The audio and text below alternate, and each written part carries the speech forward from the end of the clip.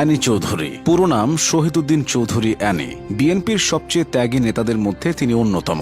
ব্যক্তি স্বার্থের ঊর্ধ্বে গিয়ে অ্যানি চৌধুরী সবসময় দলের কথা ভাবেন। দলের জন্য তিনি জেল খেটেছেন, কাঁধে নিয়েছেন।